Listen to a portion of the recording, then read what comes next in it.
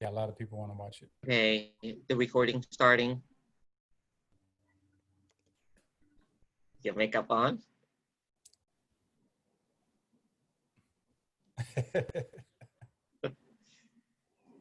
Ladies and gentlemen, we reached 61 attendees.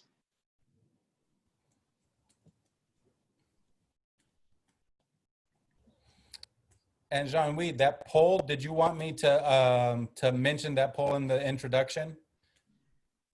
Okay. I can launch. And you don't need to launch it yet. When I mention it, then we can put it out there. Yeah, let me know when. Mm-hmm. And the question really is, how many of you know what's the question that you posted? How many folks here have some idea what the Defund the Police movement is about? Okay.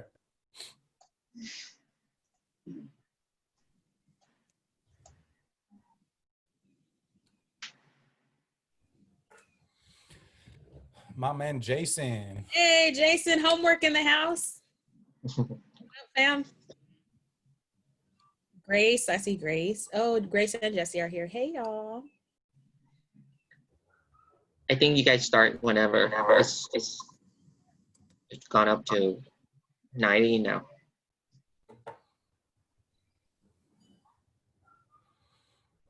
We'll wait for a clean 100 and then we'll get started. There we go. Well, hello everybody, and welcome to the first of a series of political education classes that Pillars of the Community is going to be hosting. My name is Khalid Alexander. I'm the founder and president of Pillars of the Community. And you know, we're kind of excited. This is our first Zoom political education class. And what a time to have an opportunity to have important discussions.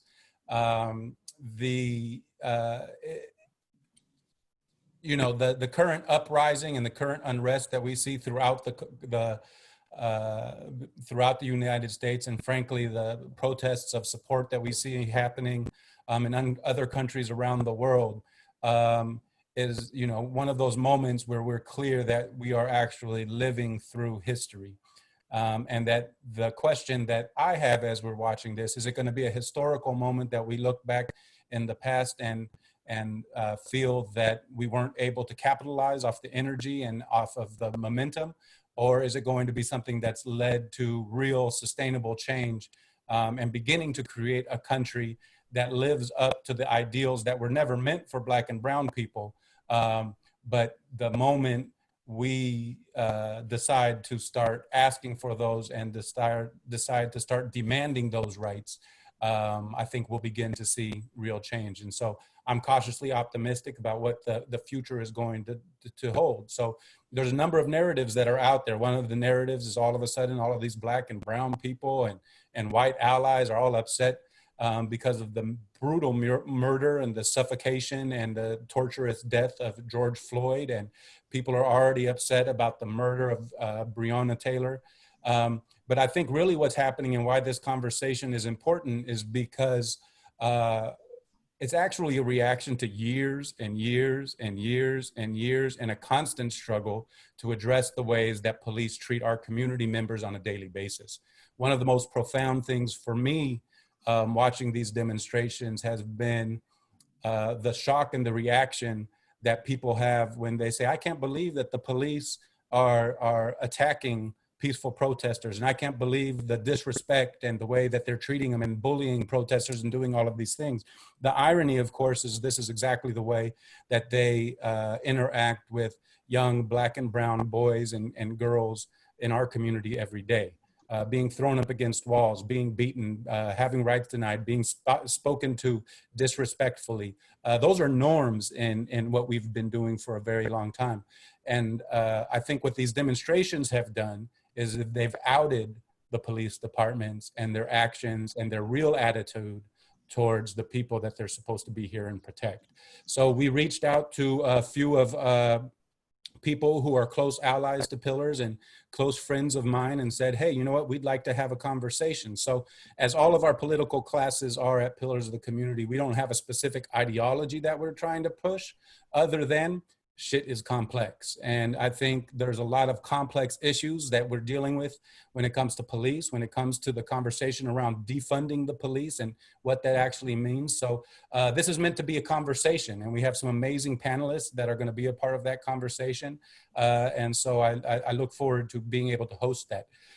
Before we get started, we have an amazing tech savvy person that's helping facilitate this class, which is Jean-Louis, who's also an activist, really a moral compass and a voice for people who are oppressed in every kind of facet of life, both locally and statewide and nationally.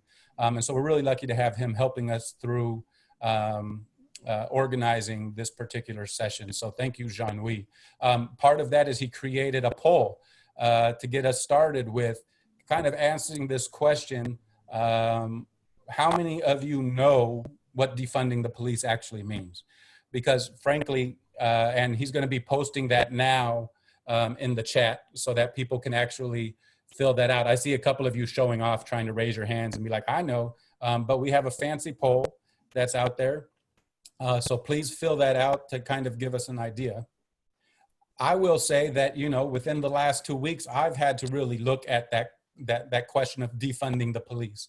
And as I researched it and learned more about it, I found that, you know, that we have kind of been advocating for defunding the police ever since we've done anything, but it hasn't been a part of the culture. So the shock value that word may have is actually, I think, a reflection of a lot of work that's going on. And so we have 78%, 75% feel strongly that they understand what that means, and 35% aren't quite sure, which frankly, I'm still believe that I'm in that camp.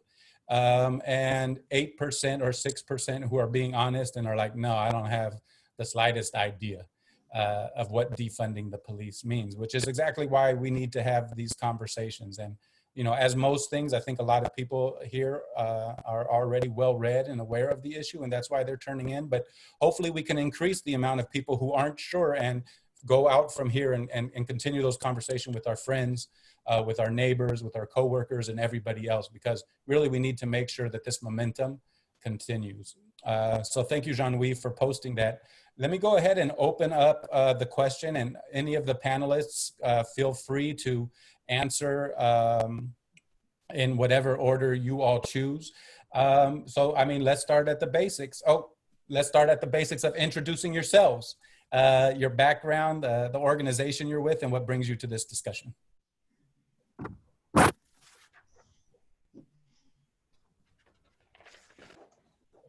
Oh, I'm unmuted, so I guess I'll go first. My name is Kim Moore, and I have been doing community organizing since 2005 in San Diego. And I've come quite a long ways from my early days as an organizer. I make no issues stating, you know, I was previously a reformist. It's still embarrassing to say that, but it's true. That's a part of my organizing history. Thankfully, I have grown out of that and moved to abolitionist practices. And I've been calling for defunding the police since 2013, I think, was when I first started understanding that police were serious issues and we could not reform them. I get down with Pillars. Pillars is that's my political home. That's the home team. That's Squad. That's who I organize with on a grassroots level. I just love all the work that we do and the things that we've created. And I'm here, obviously, because this is an issue that I'm wholeheartedly invested in. Last year, I started calling out to other organizers in San Diego to pull folks together so that we could actually create alternatives to police here in San Diego. So it's not something that's new to me. It's something that I have been invested in for quite some time and want to continue this work. I lean heavily on radical Black feminists of our time and past, and the Black liberation movement, who have also been pushing for abolition and defunding police for many, many years. It's not a new concept, but something that work that we're continuing to pick up and do. So that's a little bit of my background. My gender pronouns are she, her, and hers. And we need to make sure that we're normalizing gender pronouns in our work as well. And I'm happy to be here. Thank you, Kim. All right, I'm just going to call on people because I know that I've been one of those people who sits there in humility and waits to be last. So let's go ahead and move on to the one and only true pillar of the community, Layla Aziz. I just knew he was going to let me go last. In my humbleness, my name is Layla Aziz. I began community outreach work probably around the age 25 with a Youth at Work program where I knocked on doors all over Southeast, pretty much every single door, and really got to learn my community, got to learn how to activate and organize within my community. That later led to more social service work though. So I went to case management, then program management, then director of operations, then a national director for youth offender programs, that's what they call them, and prison reentry programs. So I helped usher in some of those programs that I can stand before you right now and let you know they don't work.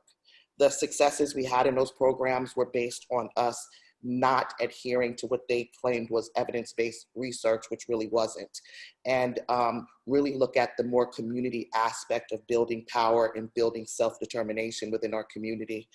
In 2017, I left my job. Before then, I had become pretty much, I knew I was on a road that was not going to end the way that I wanted it to end, and my legacy could not be based on that. And that's when 33 Black men were arrested, and numerous of those youth were in my program. And when I found out that they had Facebook pictures, and that's why they were arrested, I knew reform didn't work, as Kim said. Things changed quickly. And I met Khaled, I joined the board, and then I later left, and I'm doing some of the most inspirational work that I've ever done. Thank you, Layla. Let's go with Lily Serrano, please. Our comrades and friends from up north, the place that much of San Diego has forgotten. Yes, thank you, Khalid. My name is Lilian Serrano. I have been in this fight for human rights for many years. I started back in high school, totally aging myself, but about 15 years ago. Most of my work and my time over the years has really emphasized or focused on advocacy around immigrant rights. But I just want to kind of make it clear that my long goal or long-term goal has always been human rights, right? Because in my community, you know, specifically Latinos, Mexicans living in the US have been now for generations suffering of a lot of human rights abuses in the hands of police, abuses in the hands of immigration enforcement, abuses in the hands of our own educational system that neglects us as a community. So currently my work is, like Khalid mentioned, focused in North San Diego County. So I live in the city of Escondido. I have been there for, it's close to 10 years now. The whole time, really just kind of putting up a fight against the collaboration between our local police department and immigration enforcement, but also taking that a little farther into how do we decriminalize our community. I'm currently also working with Universidad Popular, which expands our work throughout the region. So yeah, happy to be here. Thank you, Lily. DJ Cutting Candy. Hello, everyone. Thank you for having me here. My name is Candy, pronouns she, her, hers. I'm part of Asian Solidarity Collective. Our work is primarily to address anti-Blackness and anti-Black racism within our own communities and across communities of color, and work on solidarity, racial solidarity with an intersectional framework. Our work is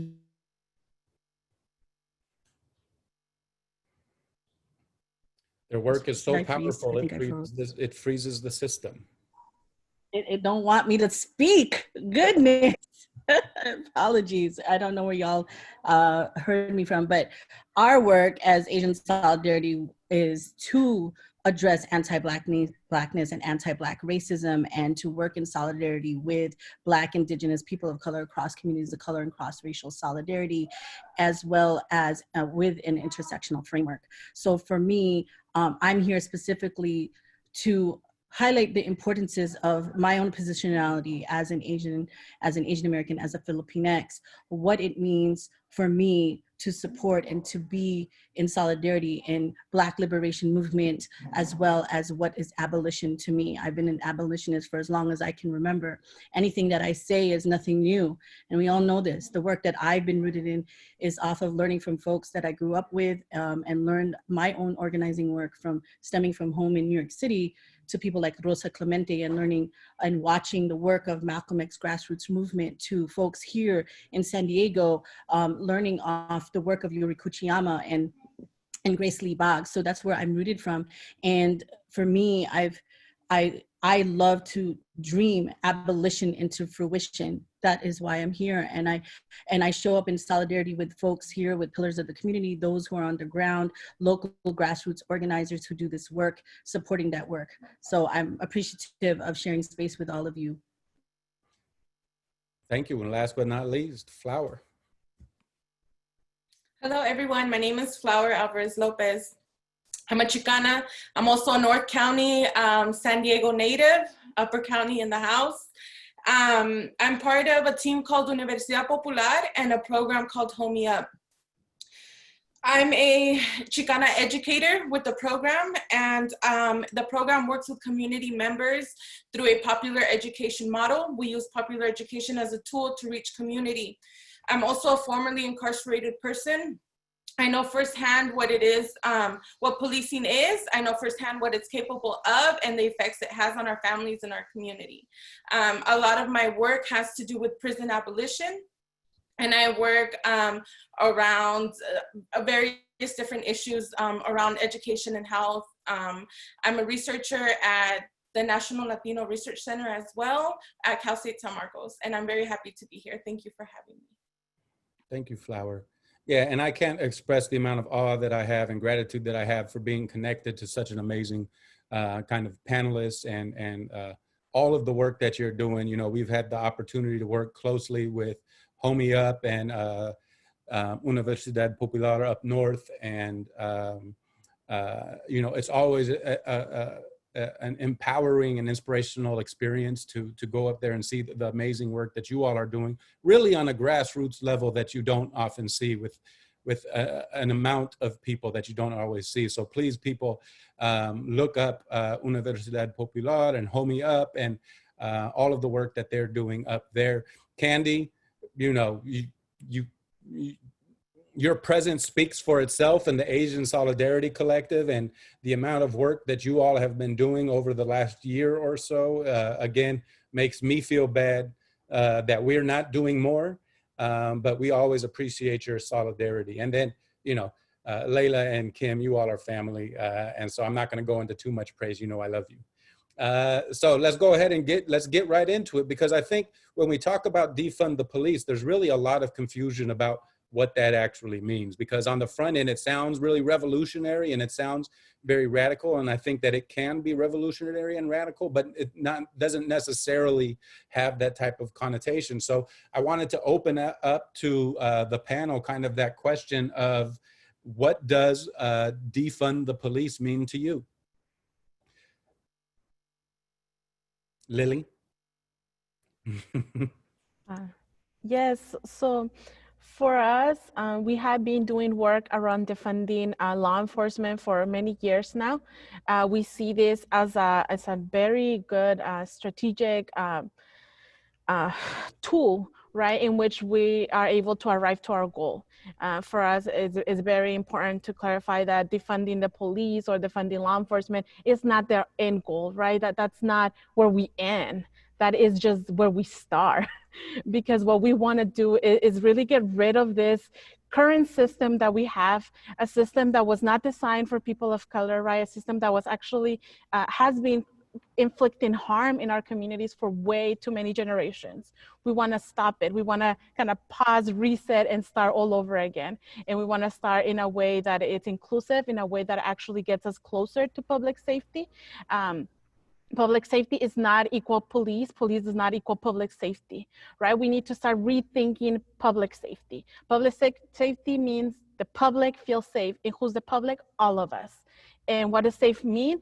That all of us have a chance of thriving, right? So we need to start rethinking public safety, and defunding the police is a very first step to start getting there. So once I ask the question, I'm not going to continue to kind of like, because again, I want this to be a conversation. And so a conversation with one another, a conversation. So rather than, you know, talking points or particular thing, let the conversation begin. Okay, I'll jump in. go Defunding ahead. the police is defunding all law enforcement, all law enforcement bodies. That's the police, that's the sheriff, that's immigration, that's the district attorney, that's the jails, and that's the prisons, and how they all intersect. It's looking at the allocation of billions and trillions of dollars that go into law enforcement federally and statewide and locally, and looking at where the harm is. And instead of a punitive system, looking at a system that looks at where's the harm and let's heal people. It's a restorative and transformative, and it's based on communities knowing what's best for them and reallocating those funds to ensure that we can provide those services. And I have some ideas, but we can talk about those later.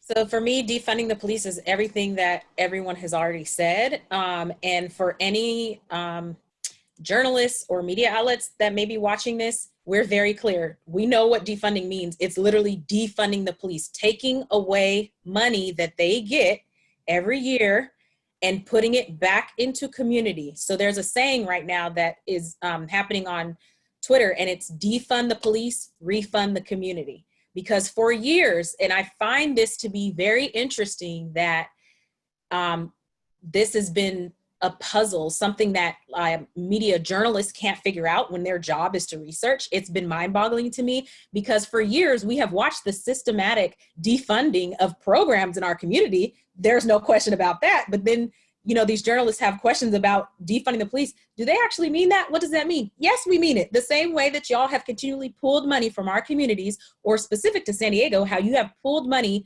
from communities and schools south of the 8 and sent those resources north of the 8. Like, that's what we're talking about. We are talking about refunding that money, running it back to our communities and the people who need it. So to me, that looks like pulling some of that money out of police budgets and putting it into mental health programs, right? Police have no business ever responding to people experiencing mental health crises. They are not equipped. They're dangerous. Why would you send someone with weapons to respond to somebody who is having a mental health crisis? What do you think is going to happen? That situation is going to be escalated, right? Defunding police is taking that money and putting it back into our children's schools. Have you seen the lunches that they're serving kids at San Diego Unified School District? Do you know that some kids have lunch debts?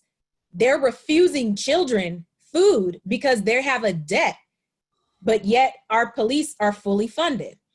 That looks like pulling money from police and putting it into substance abuse program, because addiction is real and we should treat it as a health issue, a public health issue, which is what it is. Why would we send police to respond to issues like that? That to me is what defunding police means. It is pulling money out of their budget, their oversized budgets, might I add, because they're very large, and putting that money back into our people. When people have homes to go to at night, they are safer. When parents can find adequate childcare that's affordable, that won't put them in debt, them and their children are safer. So when I'm talking about defunding police, I'm talking about pulling that money. We just don't want to pull the money for pulling money. That money needs to go somewhere. It needs to go back into our communities, because all of these things make us safer. These social services make us safer than police responding to these crises that are happening or that people may experience. And we also, if we really want to be holistic about it, we would be talking about, because I know everyone's number one concern is, well, if we defund the police and then eventually abolish them, which that's me. Hello, I'm that person. Hi. We need to abolish police. But they think if we do that, well, then what about killers? What about, these people that go out and harm people? But my question to you would be, shouldn't we find out what leads people to that behavior first and address that? Because it sounds like something's not right. And if we're actually addressing that, then we wouldn't need police to respond to these things, because people wouldn't be out here, participating in these kind of behaviors. So we really need to meet the whole person in our community from top to bottom and address the things that are in deficit because our communities have historically been defunded from. Well said.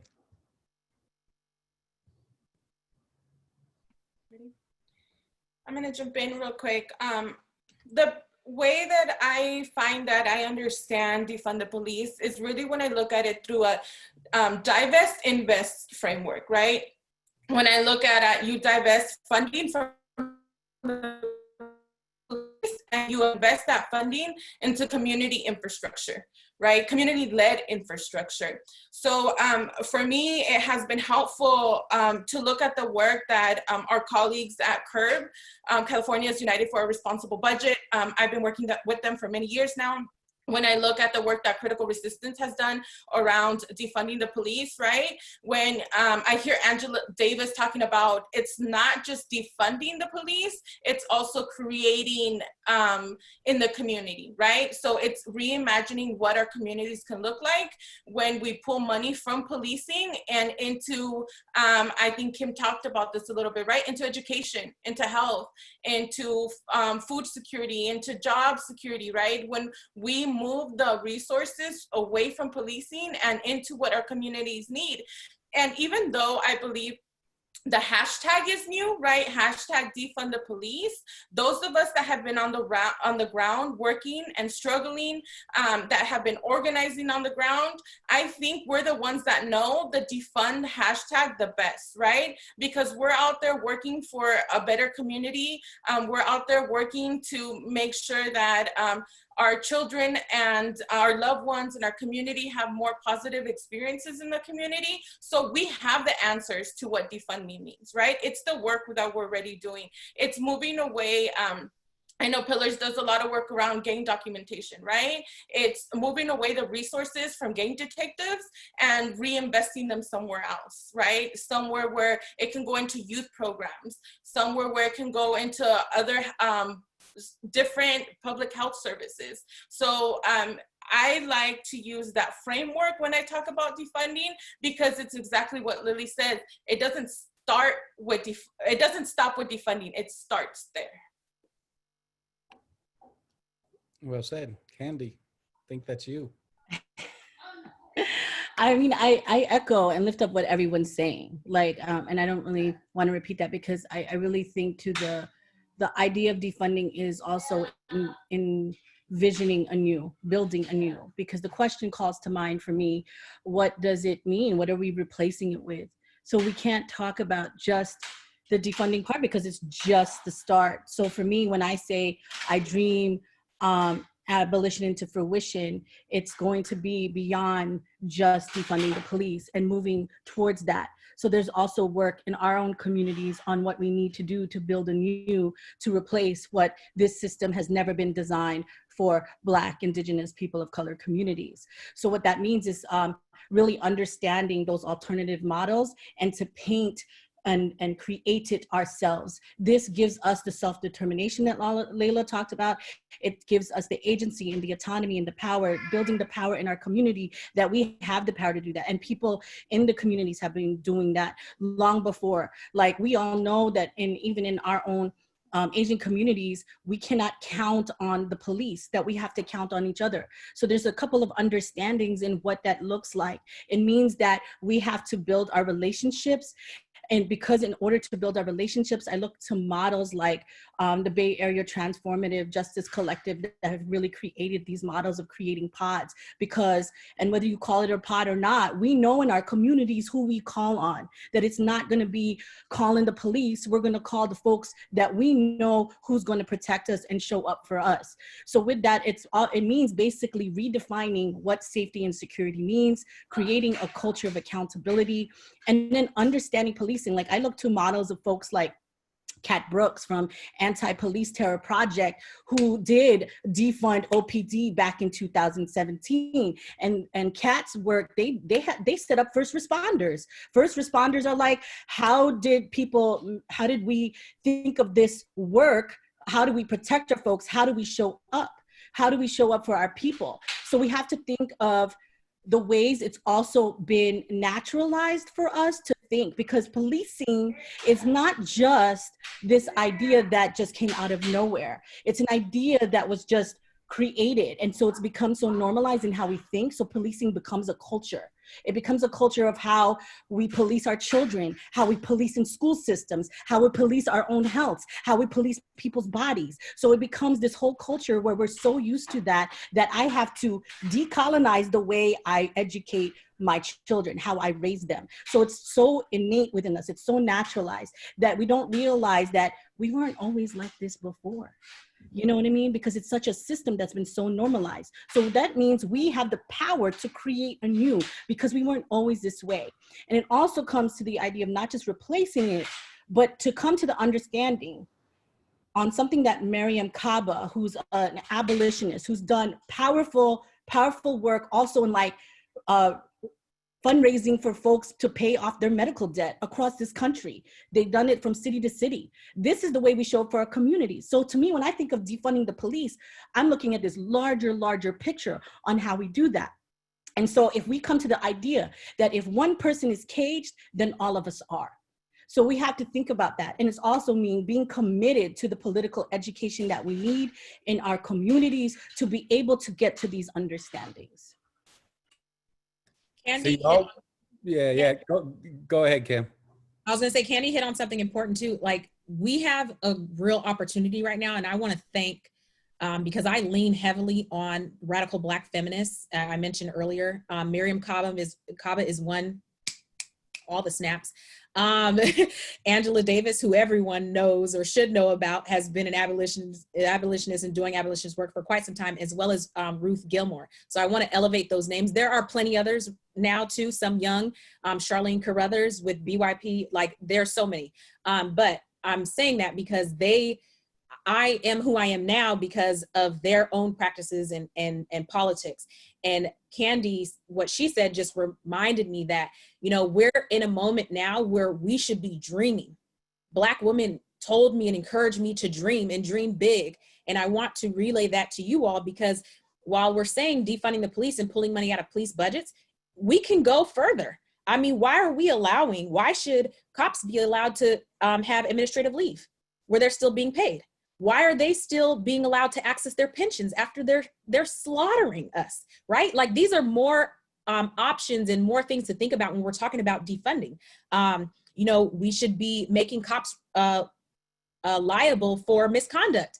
Who do you think pays when they beat somebody down or kill someone and then that person sues, which they should, they rightfully should sue? Who pays for that though? Hi. Like, why should we continue funding that? That should be something that comes from the police themselves, like pull it out of their pensions, right? So I wanted to say that, and I thank you, Candy, for what you said, because I don't want folks to just think linearly like, oh, defunding police is only about pulling money out of their budgets, but we need to be hitting all these different things. Pensions, administrative leave, all of these things we should be talking about in the spectrum of discussing defunding the police as well. Yeah, man. I mean, as some of you all were wondering why I invited these people, man. You know, these are my teachers right here. And so if I wasn't so busy listening, I'd be taking notes, and I can't wait to watch the recording of what's happening.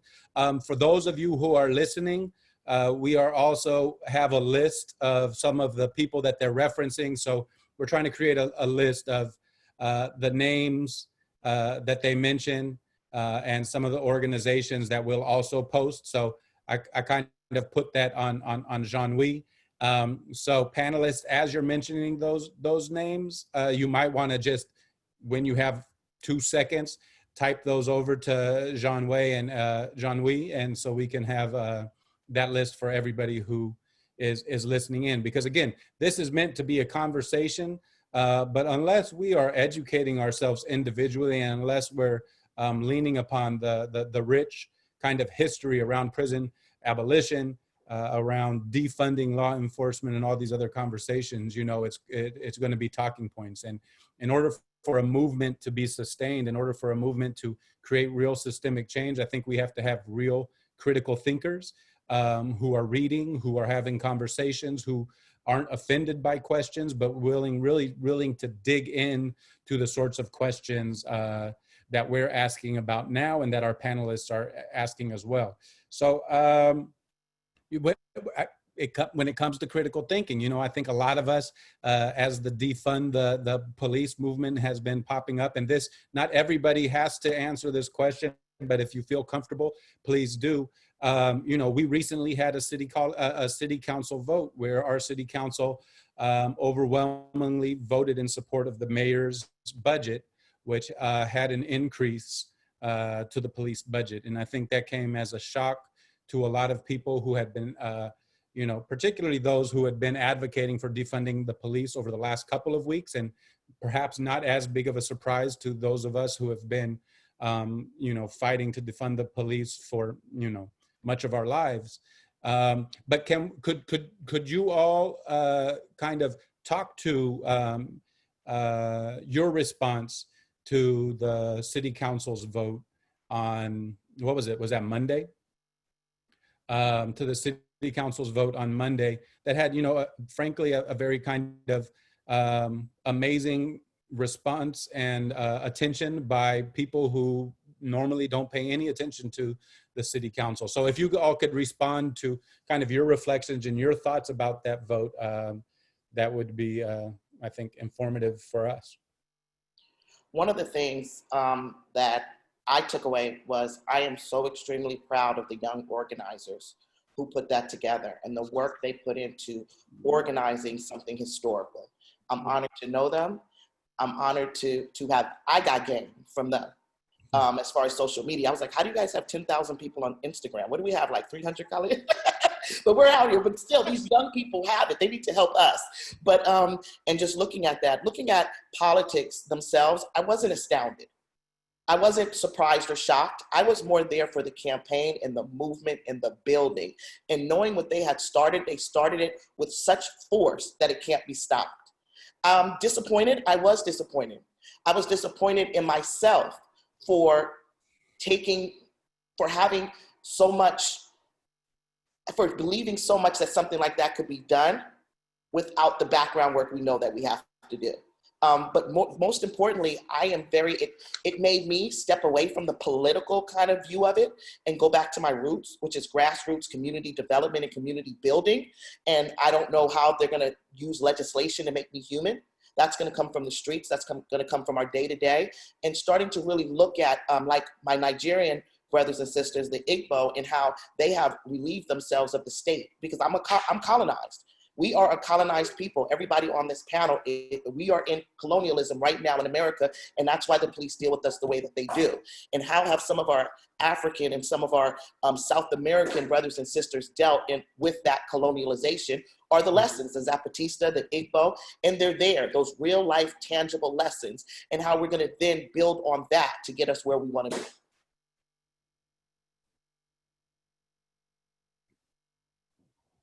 Yeah, I mean, that's a powerful, I mean, that's a powerful response, and the importance of us looking at how have the police been defunded, and how have other organizations, how have other movements across the world been able to do that.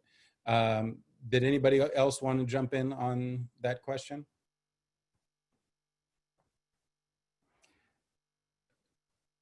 So, you know, I will say that our councilwoman, Monica Montgomery, somebody who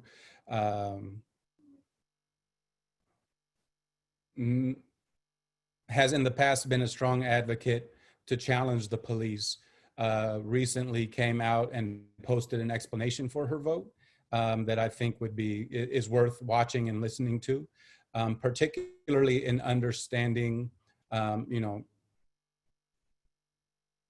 what needs to be done in order to move forward for real, true systemic change. And so I encourage people to look at her recent conversation there with the community and kind of the points that she's bringing up in that.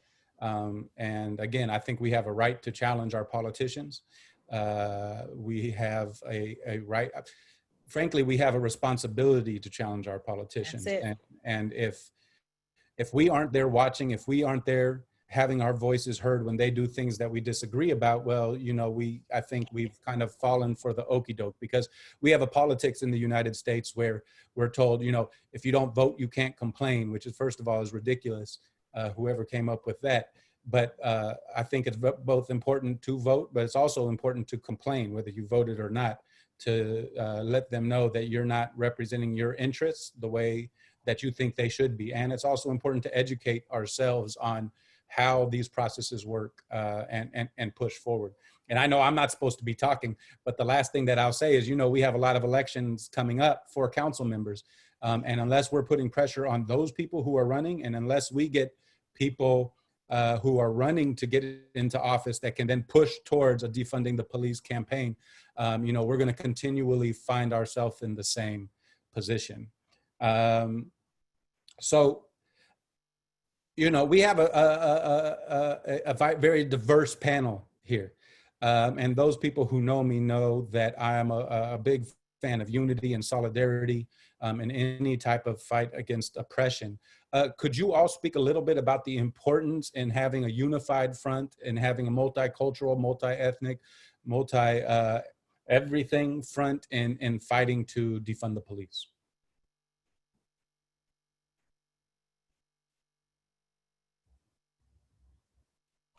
Call on someone, call it.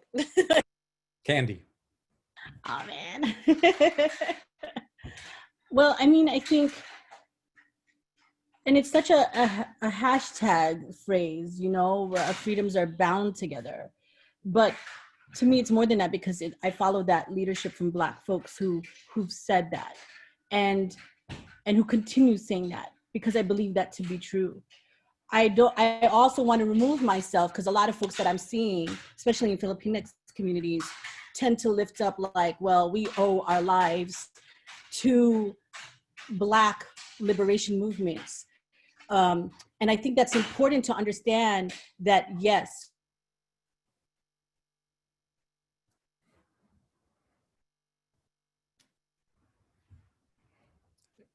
Am I freezing? I think I'm freezing. It's down to deep, so you cut off, Candy, at Black liberation movements. Yeah, and our work has, our freedoms are tied through the Black liberation movements, indigenous communities. However, I also think that because I believe in humanization, I believe in justice, I believe in the freedom of oppressed peoples, I believe in love, not just any love, revolutionary love. And if I love my folks, and if I love my siblings, it must remove itself from a transactional lens that reinforces individual capitalism idea that we owe and indebted to our lives, to our freedom, because folks of color, Black folks have showed up together. To me, it's about the simple fact that I love our folks, I love our people, and this is about doing this together in solidarity for all of our freedoms. If I believe in collective liberation, that means I believe in solidarity. It means that I believe in our collective power and our collective action to get there. And we cannot have solidarity when we don't do that together. So to me, it goes beyond the idea that we are owing our lives to people. No, it's about justice. It's what's right. It's about humanization. It's about solidarity. It's about the very fact that revolutionary love means I show up for my peoples. And that's where we need to be. And yeah, we can talk about the fact that Asian folks in this country, Filipino folks in this country, where there's 3.5 million Filipinx immigrants living on this land. We have 800,000 more who are undocumented Filipinos in this land. We also have had here locally in San Diego, Dennis Carolino, and then we had Toby Diller, who were killed and shot by the police. All of that needs to be lifted, but we aren't going to get to freedom. We aren't going to be getting to that freedom when we keep on reinforcing models of criminalization. So in order to even understand anti-Asian racism,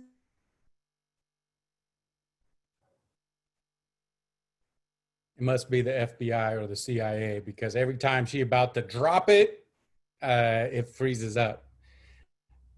Does anybody else want to jump in? did I just freeze again? You did freeze up, and I was like, man, I blamed the man, but yeah, you did freeze up. I was going to. No, where did I freeze at? Yeah, it was heavy though. but it's coming to the understanding that in order to talk about anti-Asian racism, the deaths of our own people, is to understand that anti-Asian racism, as said by folks like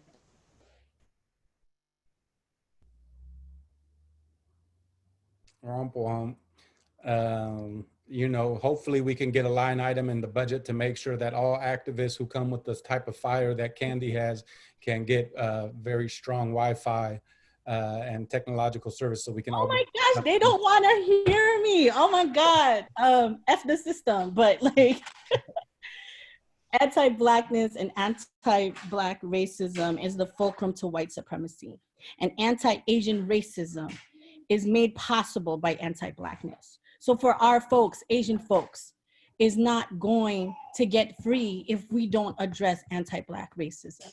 So it's coming with that understanding, but also revolutionary love. Powerful. Thank you. Flower.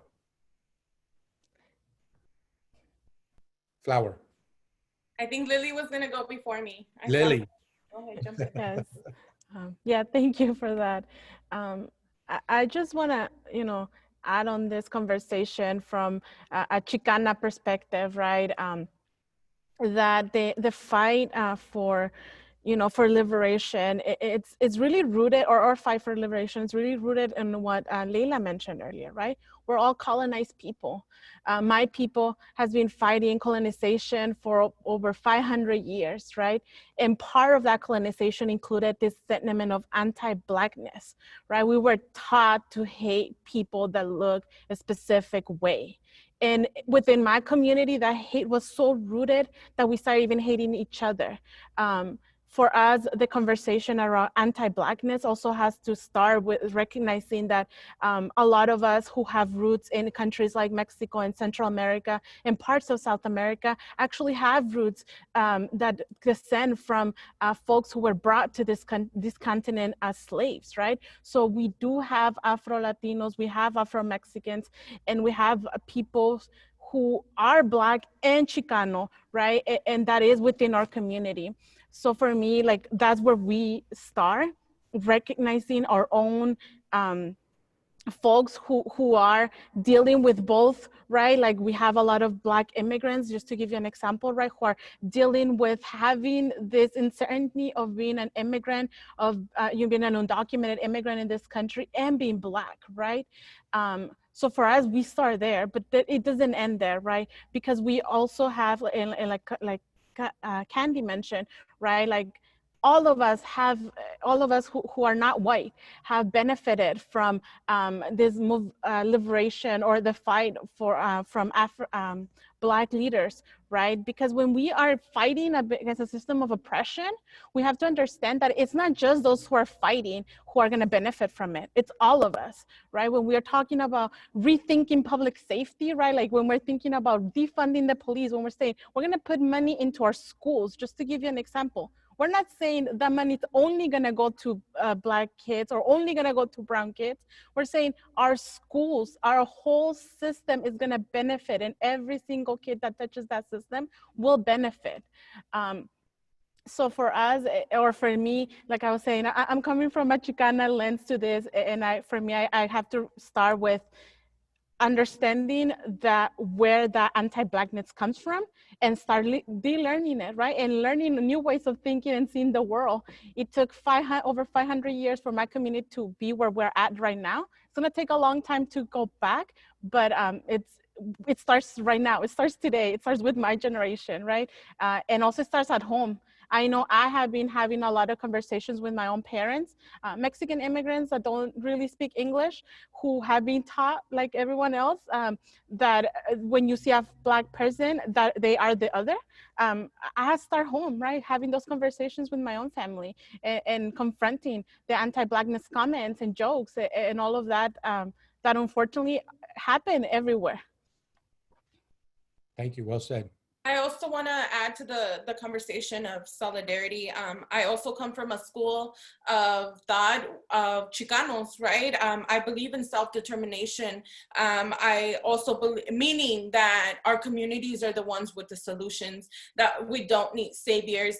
I've spoken at different panels to different white allies and white friends, and I've told them, right, that we don't need saviors. We don't need folks to come into our communities to save us. We don't need sympathy. We don't even need empathy. What we need is solidarity. So that word solidarity is very key and important, because even though Lily and I are here on this panel as Chicanas, we are in solidarity with the Black Liberation Movement, right? We are in solidarity with folks that are oppressed.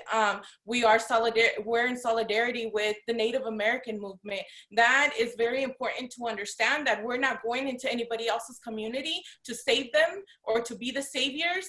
We work within our own communities to make change happen. Yes, thank you. I don't want to reiterate what's already been said, because there's been a lot of great things, but I do want to highlight this. One of the reasons I think it's critical that everyone is invested in this, one, because anytime, well, let me say it this way.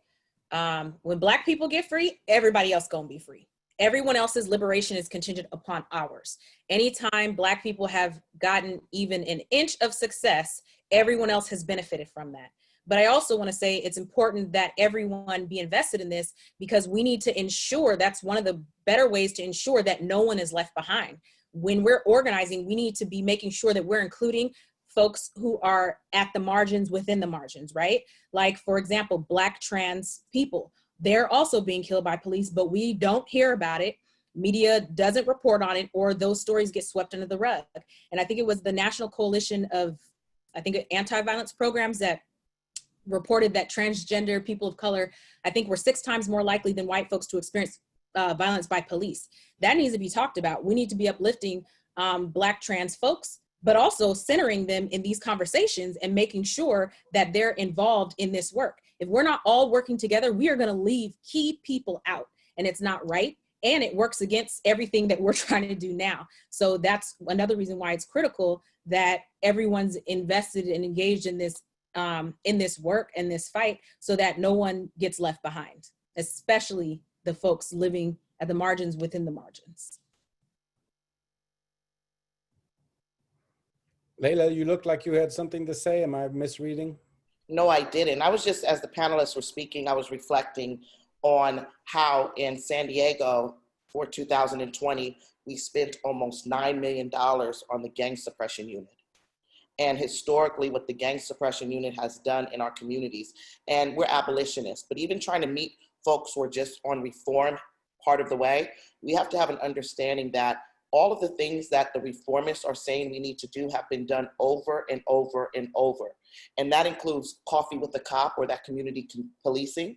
And some of the gang injunctions out of Los Angeles came directly out of those community policing programs, where business owners and homeowners were against the actual community members. And they really wanted to go after the Mexican vendors there, but couldn't generate enough to give them those infractions. So you had the Playboy Crips get the gang injunction in one of the areas that didn't have the highest level of crime. So we're looking at the politicizing of our pain and the criminalization. So this $9 million in San Diego for people that come into our homes, that stop us on the streets with no probable cause, who fill out field information, who take pictures of our kids who are 13, 14, and 15 years old, whose sole job is to come into our community and an oppressive slave patrol manner. And defunding an institution like that brutalizes our community. 1988, Los Angeles, they went into the projects, they arrested 1,500 gang members, and I think only 100 of them where they had a conviction stick. So that means 990 something, my math isn't great tonight, but a whole lot of people were harmed that had no criminality going on, and that's still going on in our community. So why can't we take $1.2 million out of that $9 million and hire people from our community that go in and talk to young people? Because it's not about gangs. It's about getting our young people out of the cycles of poverty and trauma and substance abuse and have them work daily with our kids. That's only $1.2 million. Why don't we take another $1 million and invest in what Kim was talking about on us all being community responders and having an infrastructure when there's mental health issues, we can come out there. Kim has been on the ground building this for over a year. So coming together, making sure our community gets the training. Why don't we look at using those evidence-based models that work for us, from the Credible Messenger and Floor, and Lily, there's a Spanish word, but it's for health workers. These are evidence-based methods of people that live in the community that can knock on doors and help people. The gang suppression unit itself is a colonized first plan of attack against Black and brown people to put us into prisons. And every gang law is racist. So why don't we start there? The word is promotoras, and other communities also use líderes comunitarios, which translates to community leaders, right? Training and empowering our communities to do the work that social services does, that researchers do, and that police do. And that's critical, because just consider in San Diego alone, how many folks, I'm about to name some folks, I hope they don't get upset with me, but how many of our own people have intervened and saved people's lives? Tasha Williams is a great example of this. Tasha has gotten so many calls when people are in the middle of a mental health crisis or a DV, incident of domestic violence, and she shows up on the scene and de-escalates, and she keeps those people safe. No police involvement. How many folks from Pillars, OGs, have intervened when young folks from different sets are beefing, and they've intervened to make sure that there hasn't been an all-out war or shootout? Like one of the phrases that we've been using is "we keep us safe," and it's true, because we have all the tools that we need to keep our people safe, but we're underfunded. We've been defunded, right? No one's giving our folks the money to do that. I tell Layla all the time, Tasha needs to be paid for this. Tasha needs to be paid. Layla and I have many conversations about that. But we need funding in order to pay her to be responding to these incidences and crises that are happening. And we don't have that money, and police have it and are hoarding it, and we're not actively fighting to pull that money and put it into these programs or people who are going to be first responders on the ground, then we're screwed. We're absolutely screwed. So we need to put that money where it belongs. We need to be investing in our folks who are actually doing the work to keep us safe. And it's not a new concept. Communities all over the world have been doing this for years. For years they've been doing this. So it's not like we're trying to do anything new. It's just a national call now. It's just the call has never been this great, which is why it's incumbent upon us to use this moment and to not waste it. Yeah, well, I mean, shoot, thank you for those kind of enlightening responses. Shout out to my brother and comrade and teacher out there, Michael Odom. So I haven't been able to follow the chats too much, but he's been lecturing and teaching and addressing these issues and addressing the importance of looking at this as really revolution versus reformation. At addressing kind of the roots of capitalism and Eurocentric thinking and the way that we approach all of these. And I think that that's reflected in what everybody's saying, and the importance of us really beginning to think on our own. We've been trained to think the way we think.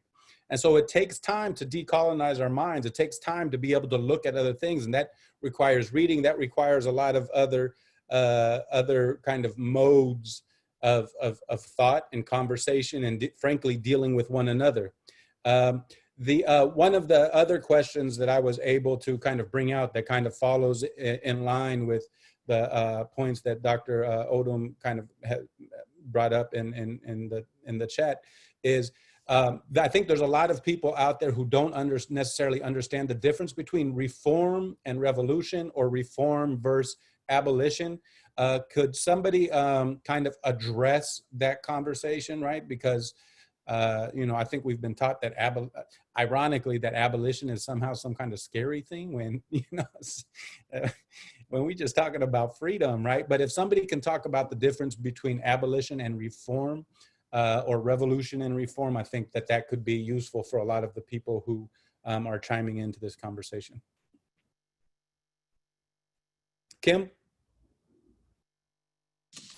I feel like I've taken up a lot of space, Khalid. So while I would respond, and I will, I just want to step back in this moment and let somebody who hasn't spoken as much speak, and then I'll come in. Lily? So how about I give you an example of how we see that in practice, and maybe others can like point out the difference. So for us, for my work, I know that, I mentioned most of my time I spend really on this kind of advocacy around immigrant rights. And few years ago, right, during the Obama administration, there was this like idea that was sell to us that there's such a thing as bad immigrants, right? Like there were the good immigrants and the bad immigrants. And the Obama administration, as a friendly administration to immigrants, told us that, they were going to stop the deportations as family separations, and they were just going to deport those who were in county jails and prisons, state and federal prisons, right? So they say, we're going to keep the good immigrants, we're going to like deport the bad immigrants. That is a reform, right? When you say, oh, this system is not working, let me just make a couple of tweaks here and there, and now we're gonna like roll it out. And what ended up happening was that actually the Obama administration became the president that deported more people in the history of the United States before him, right? Now we're in a different era. And who was he deporting? He was deporting a large number of Black immigrants. Why? Because these Black immigrants were being over-policed, and they were being criminalized in the communities, and they were being put in these prisons, and now they were just the perfect target for deportation. So that's what reform looks like. Now, when we say we are gonna abolish ICE, right? We wanna end deportations. We're meaning everyone. Everyone gets a chance of, for us and in deportations, everyone gets a chance to stay in with their families. We're not making a distinction between, a Black immigrant versus an immigrant from an European country, right? We're saying that everyone gets to stay. And we're saying this system, it just doesn't work, right? Like this system, it just has us problems. So let's end it and then start all over again. Thank you. That's well said. Another book name that I'll throw out there, Race and Nation. I can't remember the author, but it talks about how the concept of race and the concept of nations actually came about kind of in the same way for the same purposes, and that both of them are kind of created constructs in order to control, in order to oppress, in order to hold down, and in order to benefit a very few elite. So, borders aren't natural. Borders are bullshit. We got a shirt, one of my favorite shirts, that borders are bullshit. And it's because they were created. And those of us who buy into borders, but decry racism, really need to ask ourselves, well, who are the people who created these borders in the first place? And what are their connections? And who are the people who continue to support the militarization of the border? And I think that what we'll quickly find is it's the same people who lynched our great grandmothers and grandfathers and want to incarcerate gang members and Black and brown people are the same ones who are the first to decry, go home to where you came from. So those are all, very important points. Thank you. Another question, did anybody want to answer that before I kind of come to the next question? Candy? Yeah, and I thank you for laying that out explicitly. I also, again, going back to the idea of what we're replacing this with, because I think it's really, really important in that, like, if you look at the ways people understand abolition and it to be eliminating surveillance, eliminating mass incarceration, prison system, right? But it's also like coming to the understanding. And I think if you read the book, another one, Locking Up Our Own, James Foreman, who wrote that book, is talking about abolition is not just the absence of prisons, but the presence of the systems that are in place to support people so that they never turn to crime or violence in the first place. So it's really about creating this world that we want. So when I talk about pods, because Transformative Bay Area Justice Collective really explains this so beautifully, Mia Mingus, who does work around transformative justice, it's really to rebuild this world of understanding how do we get to these harm and violence.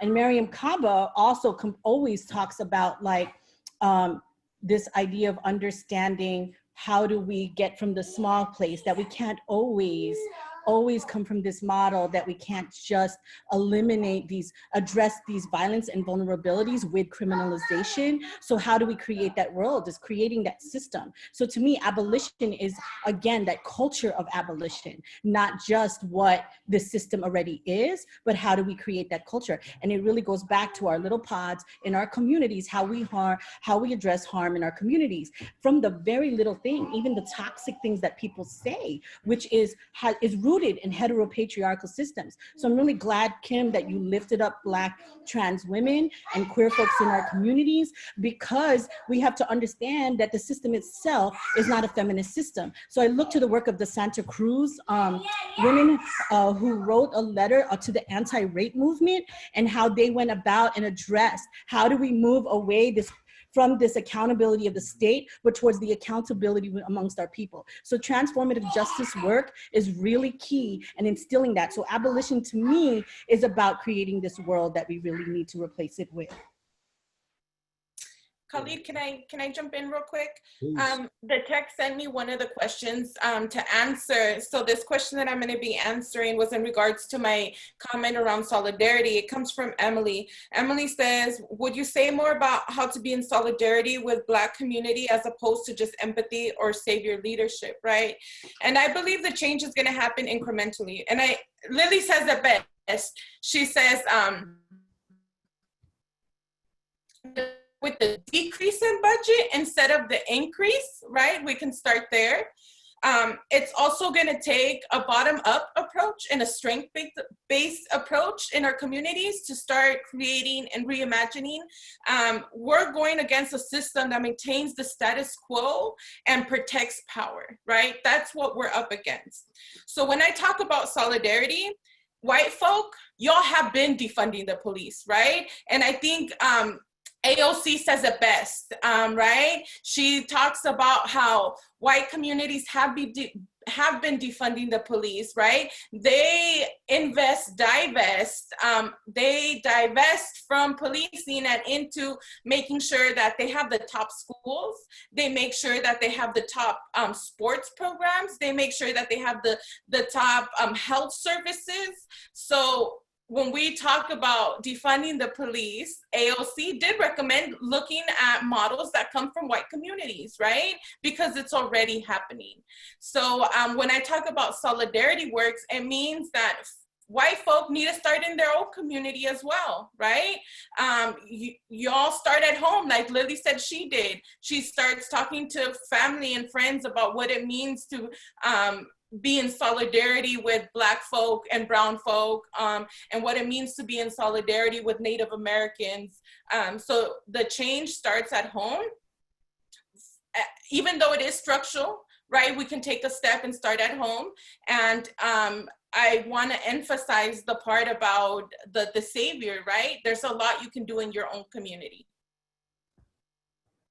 Yeah, I mean, when that's a good point. I wonder what kind of conversation we would have if we began to demand that we take money away from private schools and schools that get lots of money from taxes and give that to the police in those neighborhoods. So just to clarify Flower's point, I think that she was saying when white people are defunding the police, they're defunding the police in their own community, but have no problems with funding the police and kind of the militarization of Black and brown communities and the border community.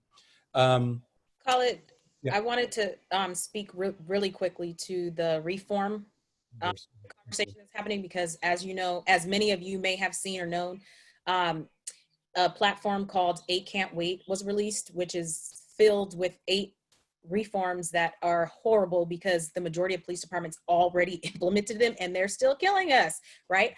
So to put things into perspective, the history of policing is critical when we're talking about abolition, right? And we need to understand how things started and why they were formed. And so policing in the North was about protecting goods and materials and shipments of things, right, and property. And in the South, it was about maintaining control over enslaved Black people, and they were known as slave patrols.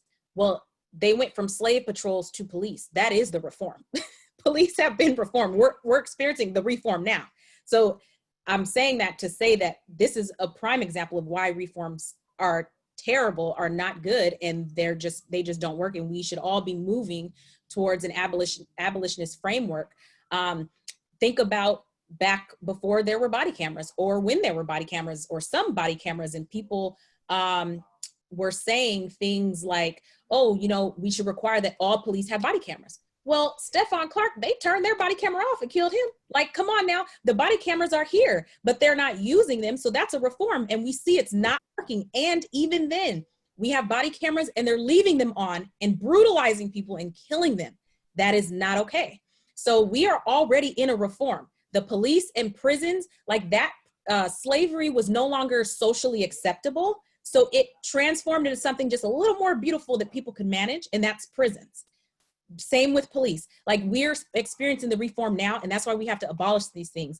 And I know that 8 Can't Wait has been lifted up a lot. And so I want you all to know that there is another platform developed by radical Black feminists and other Black folks who are deep into abolition, and it's 8toabolition.com. Everybody should be on that site, plugging into that platform. And that's the platform we should all be adopting and carrying and uplifting. And it's okay if you don't know, you know, or understand abolition. We're all learning. I have never arrived. I'm still, even though I've been talking about it since 2013, I'm still very new, but that's what this is for. And that's what our community is for, so that we can continue to have conversations about that and talk about ways that we our own selves can become abolitionists, and how we can encourage our community and bring our community to that place as well. Yeah, I mean, I think that one of the issues with reform, and Flower has spoken to this before, is that it still, you have the same root, you're just changing the shape of the house. And so if the root is still white supremacy, if the root is still that Black and brown people are somehow less than human or feel pain less than white people, then it doesn't matter how much you reform it, it's not going to change. And so having real revolutionary practices in order to kind of to pull out racism and white supremacy by the roots and start over again, I think is an extremely important practice for all of us to be leading on. There's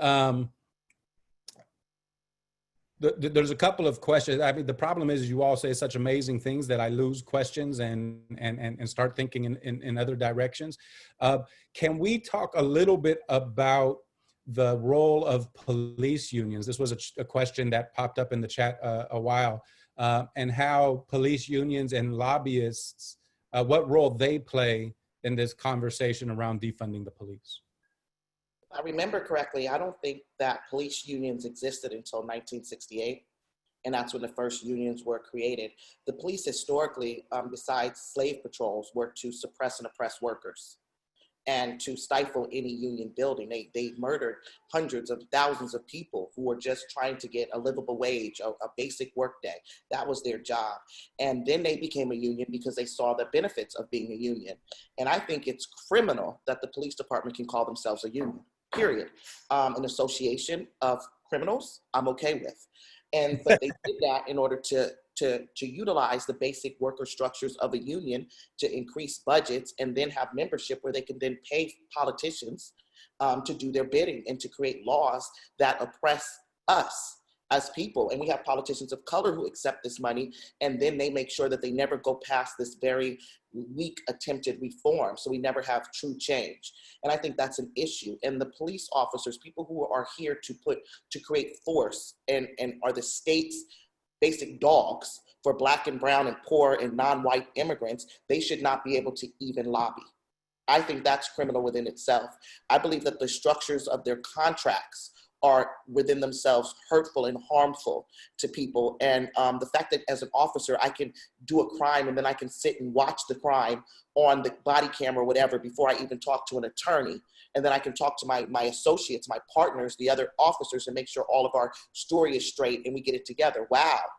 And we expect something critical. We expect fairness to come out of these things. And basically, there's no reason for the police except for to oppress people who are not rich. And that's why we have a person who told us abolishing the police was ridiculous, and then she went to a BLM march today, and that would be Barbara Bree. That's the kind of tone deafness that we have to deal with. And I'm with you, Khaled. How do you reform? I don't want to reform slavery anymore. I'm done with it. Can we please let it go? Yeah, and you know, I think it's an important point to make that while we were disappointed in every vote on the city council, with the exception of Chris Ward, I think there was also only one council member who actually called for increasing the police budget even more than they were already. And so hopefully people can do their research and see who that person was as well, and hold them accountable also in the voting booth.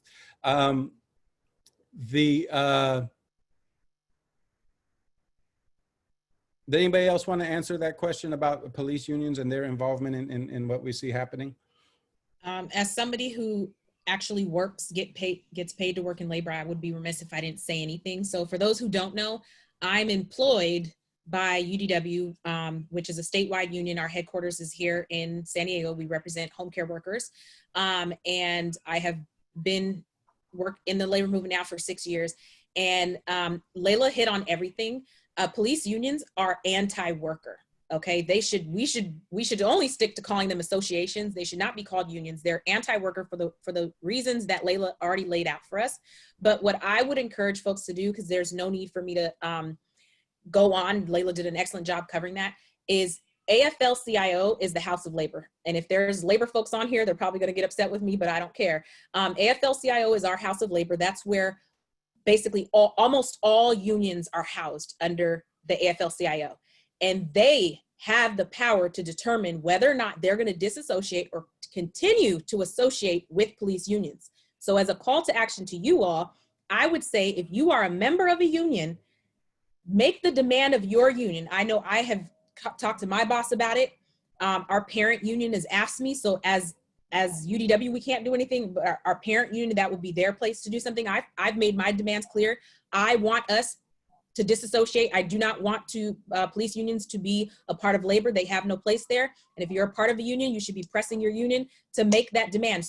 Several unions across the US have written letters to the AFL demanding that they disassociate from police unions, but we need more, because the president of the AFL said that he will not, and that we need police unions, and that's not true. So I would encourage you, if you are part of a union, to get with your folks and make that demand of the AFL. Well, first make it of your own union, and then take that demand to the AFL, tweet them, call them, email them, anything that you can do to make sure that they know that we're fed up and police unions are anti-worker. There is nothing constructive. They literally work against working people, and they kill us. They kill union members. Like, hello, Michael Brown's mother was a union member, UFCW. Like, the connections are there. So I would encourage you all to make that demand. I have done my part. I'll continue to do my part to elevate my voice. I don't care who is annoyed by it, but that is our responsibility as union members. We need to make that demand, and we need to make it clear and heard. And maybe, Jean-Louis, we can put the contact information for sending emails or letters to the AFL-CIO in order to make that demand. And again, as Kim was saying, you know, as a proud card-carrying union member myself, I think it's important for me to, and all of us, to encourage our unions and put pressures on our unions to distance themselves from a racist, oppressive, anti-worker association that has passed itself off as union for too long. One of the questions I think that's out there in a lot of people's mind is, okay, if we get rid of the police, how are we going to protect ourselves? If we abolish these systems, how are we going to, like, a lot of people who's this idea that, oh, well, that's ridiculous. Can you all, or can, you know, one of you or two of you address that kind of valid question, I think, that a lot of people have when it comes to abolishing the police and defunding the police? Policing is modern, it's new. So we have to look before policing, what did we do? And look at all of the other, and within Jim Crow and Black codes and after slavery, Black people did not call the police on each other. We dealt with these in our communal relationships. We dealt with these on having structure within our community. In Nigeria, they call it age grade, where the elders meant something, and people were held responsible from community pressure. and people were actually part of the community. So we didn't tell people that you're not part of the community and make them leave and not give them any assets within the community. Everyone had worth and purpose. And I think that's where the leaving policing comes, with ensuring that everyone in the village is a part of the village. Policing, the conception of policing was the English going and wiping out the Irish. That's how we got our first real kind of police officers. And then later with slave patrols, they really took off in America. So if we look at policing, that's the last thing we need to be doing, because that demonstrates that there is an issue with what's going on in our society if we need police in order to keep the government's interest at hand. And it also demonstrates that we are still under tyranny. We are in a fascist kind of world. Some of our politicians seem like sociopaths, and we talk about the criminal mind, but people are rewarded in America for having a sociopathic way of living, and they end up being the leaders. So in order to do that, we kind of have to pull away from some of those things, because I think America's going to hell in a handbasket. But, and really look at, as people, where do we see our lives, and stop with the good cop, bad cop. But there's great cops and a few bad apples. The system of policing is racist. That's what we need to deal with, the systemic issue of policing and colonialization in America, and why we have the highest rate of putting people in cages like animals. Well said. Anybody else want to jump in there, or can I kind of go towards our wrapping up?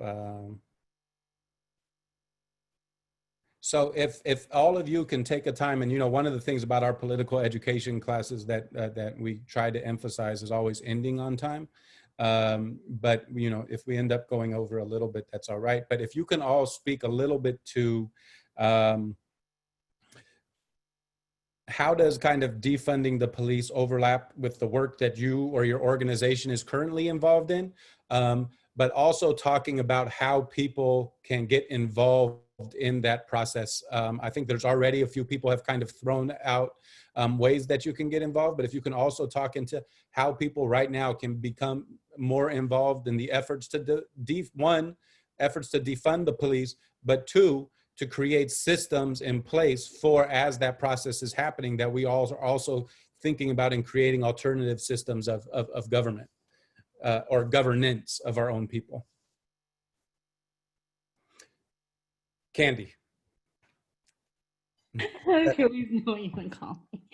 I think it's really important for us, like at Asian Solidarity Collective, our work is working within our communities, right? Working about how do we address anti-Blackness, how do we do decolonization work in our communities to get to the idea and understanding of what does it mean to not rely on the systems that are already in place, this capitalist system. So that's one portion of it. The other part is when we get to this place of these concrete understandings and foundational understandings, is to then do the work in showing up, but more than just that, like how we do it in our everyday lives. Like when we're trying to get to our own freedom, we got to be really intentional of how that impacts other communities. And I'm not going to do it at the expense of Black folks. I'm not going to do that in the expense of other brown folks. I'm not going to do that at the expense of any other oppressed lives. So for example, like even when the anti-Asian racism was at its climb and started continuing to escalate, like people are calling, Summer Stevens, who then puts out a report, hate crime hotline. And I was like, no, we're not doing that. Our organization was like, we ain't doing that. So we put out a statement encouraging people to look at AFCON, which is Asian Pacific Policies reporting hotline, and not going towards a reporting site by Summer Stevens, who's super problematic, the DA, in always targeting Black and brown folks in San Diego. So this is the work that we have to do. And even when we thought about with this larger San Diego API coalition that has recently formed due to these anti-Asian racism, when we're trying to work towards our own resolution to address COVID-related anti-Asian racism, we were really intentional to make sure that we don't put law enforcement in that piece, because we think about those things. This is how we show up, even as we try to attain our own challenges and addressing our own things in our communities, and these maybe more within these systems and these structures that exist. But it's also about all of these items that we're working within these functionings, as well as how we work within our homes. So Asian Solidarity Collective is really rooted in that. And then we're unpacking some difficult conversations, how we're complicit, how we don't show up, and then having to show up with other folks in our communities, and how do we do the work of solidarity building across. So this is the work that we do at Asian Solidarity Collective. And I was hearing you, Khalid, like, you know, I like, we have a long way to go. We have a long, long way to go, but we're here and we're learning. We're here to learn every day. So that's what I believe in our work in our own communities for Asian Solidarity Collective and beyond that, throughout our Asian American communities. Right on. Flor?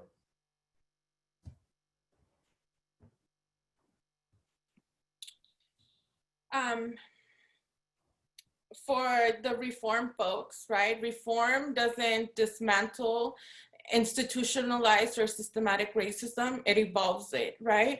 So with that being said, I believe the divestment should happen. One, in schools, the school to prison pipeline, we should not have resource officers in schools. We know that policing is the way that folks are funneled into jails, detention, and into state prisons. We should not be putting our resources in policing when we could be putting our resources into education, healthcare, the same thing I started with, right? We need to be addressing food deserts. We need to be addressing food insecurity. We need to be addressing job insecurity. So for me, I really want to thank everybody else that's been on the panel and with us here today. I believe we can do defund the police, exactly what the hashtag says.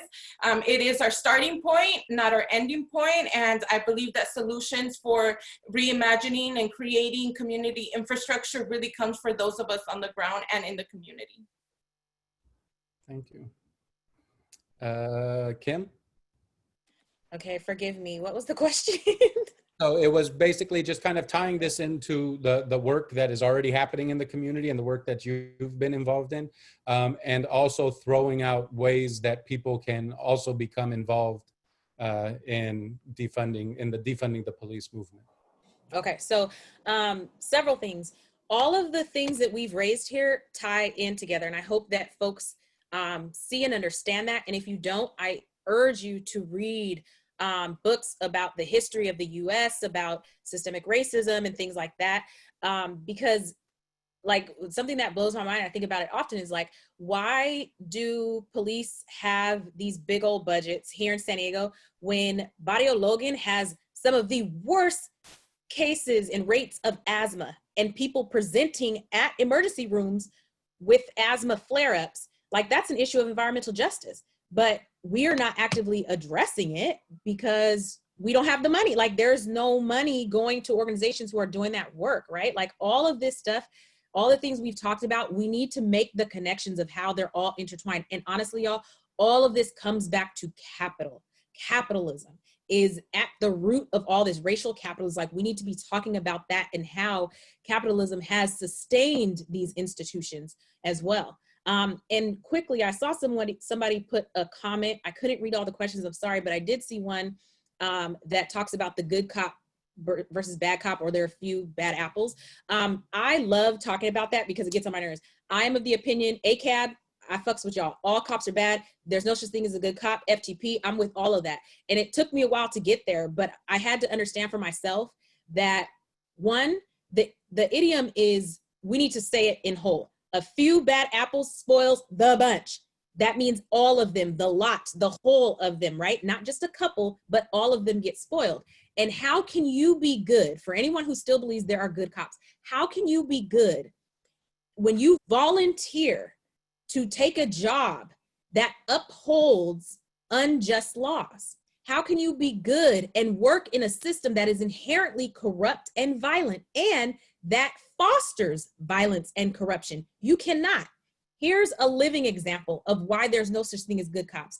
Many of you by now have seen the disgusting video of that elderly man. I think they said he's 75 years old, white peace activist, that was walking with the helmet towards the police. And there's a crap ton of police walking towards him. Two officers, I believe, shove him on the ground. You can see, trigger warning, there was blood coming out of his head. You can see it. All of the cops standing around did nothing. They said nothing, but these are the cops that you are supposed to believe are good because they're not the ones who actually shoved the officer to the ground. They're not the ones who actually inflicted the violence, but they saw it and they did nothing. In fact, the majority of the officers in that unit quit, not because officers brutalized that poor 75-year-old. They quit because they were mad that the officers were held accountable for their action. You cannot be good working in a corrupt institution like policing. It is impossible. There is no such thing. This is my own opinion. There is no such thing as a good cop. They do not exist. And I stand on that wholeheartedly. For folks who want to get involved in the work that we're doing, if you are interested in creating alternatives to policing in San Diego, I would ask that you reach out to me. I know there's probably some folks on here who were a part of our initial meetings and conversations. We will be getting back together virtually to meet and build more. There are bills, there are actually good bills. Now, we can't legislate our way out of white supremacy. We can't, that's just facts. But there are good bills that could support the defunding of police. One of those is the Crisis Act, AB 2054. That bill is a pilot grant to fund communities who are developing models and alternatives to police, excuse me. So we being UDW, we're sponsors of that bill. Several other of our comrades across the state are sponsors of the bill, and I'm sharing it because if you're an organization, you need to sign on to that letter. If you believe in Black liberation, if you believe in a world without police, sign on to that letter. Get plugged in also. For white folks who might be on this call wondering, you know, I've heard I need to do anti-racist work, I don't know where to go. SURJ is your home. That is your political home, okay? SURJ stands for Standing Up for Racial Justice. They are a group of white accomplices and co-conspirators, okay? Notice that I did not say allies because we really need to move folks out of being allies and into co-conspirators and accomplices. You need to get plugged in. Our girl Blair runs SURJ. That is your place to do the work that you need to do so that you can start showing up in a real way for not only Black folks, but other people of color in San Diego. So white folks, look up SURJ, S-U-R-J, San Diego on Instagram, Facebook, Twitter, reach out to them, get plugged in. Candy is sharing her information about her organization, so I will not talk about that, but there are definitely ways to get plugged into the work. If you know me, if you don't know me, find me on one of these social medias, not on Facebook. Reach out to me. I will point you in the direction that you need to go. And I'm sure other folks on here can share how to get plugged in as well. And apparently SURJ has a like a member orientation that's happening this weekend. If you just look for SURJ on Facebook, that's S-U-R-G, you should be able to find that and get involved. Candy? Okay, now I'm like, what's the question? So the question is just tying it into your work. And again, some people have touched on some of the things, tying it into work. How can people who want to be involved in the defund movement, how does that tie into the work that you're already doing? And what are some of the resources or, ideas that you have for them to get involved? Okay. I've mentioned the Asian Solidarity Collective. The work that we're doing now and moving forward is just showing up when you do mad coalition building. You know, we need more folks to join Asian Solidarity Collective. The few that I never believe that there aren't organizers. I believe that everyone has an organizer in them. And my job as an organizer is to organize people in. You ain't an organizer if you ain't organizing more people in. That's my job, to get more folks in the movement, because we also know that burnout in our work is real, you know, and I know this firsthand as someone who has gone through heart surgeries, you know what I mean? So I think like that's the work. Join our organizations, join all the organizations, and then do that cross-racial solidarity work. There's mad folks doing a lot of work around addressing anti-Blackness within our Asian communities, and that's good. I think it's important to have these conversations, but I also believe in working with the grassroots organizations that we already know that exist, that are out here, who've been doing the work. Join those organizations. And if it's not for you, then create your own organization. But I think we need to be really grounded in our politicization. We need to strengthen and sharpen our analysis. We need to work at doing that. And that means not just our individual learnings, but I learned my organizing work by building with others. And that means strengthening and building our relationships. This goes towards abolitionist work to me. This means we build our relationships. We create our pods by building relationships. It means building trust. Cross-racial solidarity is coalition building. And I know it's tough. All of us don't always get along. But if folks, like when we started We All We Got mutual aid, is because we all we got. Mutual aid is abolitionist work because it's about justice, not charity. It's about solidarity, not charity. Mutual aid is ways that folks learning from Black Panther parties that showed up for each other. People in Puerto Rico that showed up for each other when the hurricane happened. People been doing this. This is coming from indigenous roots in our communities who showed up for each other. So mutual aid is nothing new either. You know what I mean? So I think we need to really create that culture. And so whatever means and ways that you find to do this work of how do we create the culture we want to address harm and violence, doing transformative justice is real work. And it's work that needs to be here in San Diego. There are folks that do it in multiple ways. It doesn't necessarily mean that you have to create an agenda, but there's really prominent work by, I kind of dropped it here, but someone by Leah Lakshmi, a very good friend of mine who's a disability justice organizer, but also wrote a book called Beyond Survival. That's a really key book at Mutual Aid at our We All We Got. We study that week to week, every week, reading chapter by chapter on how we can do transformative justice within ourselves and in our communities. To me, that's abolitionist work because if we don't trust anybody, if we don't trust this police, we show up for ourselves and we create that safety. And that book is so good because it has tangible steps and ways that we can address harm in our communities. So those are some things that I think are good guidance in how we can move forward in creating this culture of accountability amongst our own communities. Thank you. I haven't been keeping great track, but I think the two people we have left is Layla Aziz and Lily. I'm gonna do 30 seconds, let Lily take us home. Mutual aid, Candy, Christina, those who began that abolitionist work, we need to make sure that doesn't go away. Also, I hear my dog barking.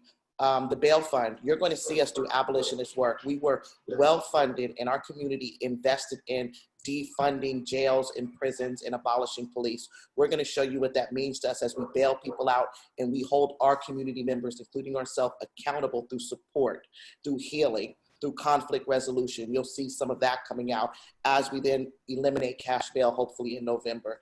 And Lily says, take it to the end. Thank you. I just very quickly, I want to address a question that was sent to me around how do you address anti-Blackness in a non-Black family, because I share how I did that in my family. It kind of goes back to what everyone in this call has been saying. We need to know our history. You need to educate yourself. You need to learn history. All of these systems, you know, they were not created yesterday. They were not created a year ago. They were created hundreds and hundreds of years ago, and they were created with a specific purpose. And that purpose is to keep our communities, Black and brown communities, down, to oppress us, to kill us, to use us to build their empires. And as long as those systems have been around, and I just kind of learn the history and share with folks around you. If you're just keeping all this knowledge, that's not going to do any good. So share with everyone that will listen, everyone that will give you 2 minutes of their day, right? And that's what our people has been doing, right? And I speak for my own organization, but I know I speak for long history of human rights and civil rights leaders that as long as the systems of oppression have been around, our people has been resistant. Our people did not take slavery and they just like say, okay, hands up, take me, right? Our people did not see the white invader that came into our land and stole our land and just say, here, I'm leaving. Our people has been resistant. Our people has been educating. We have been educating each other and ourselves. Revolution has been brewing for generations. And every so many years, we have this window where we all can just go and take it to their front lands, take it to their courtrooms, take it to whatever they're at and demand freedom. We are in this window right now. You can plug into organizations that have been doing defund work for many years. We can educate you, we can bring it to them, but we're now in this historical moment. And the question is, what are we doing about it? Right? What are we all doing about it? And I hope that every single one of us in this call, I hope that your answer is I'm taking it all the way to the top and I'm dismantling this oppressive system. So I just want to end it there. Yeah, and but thank you, everybody, all of the panelists. You know, one of the most difficult things about doing something like this is we have so many amazing people in the community, so many amazing organizations that are in the community that we aren't able to bring everybody on.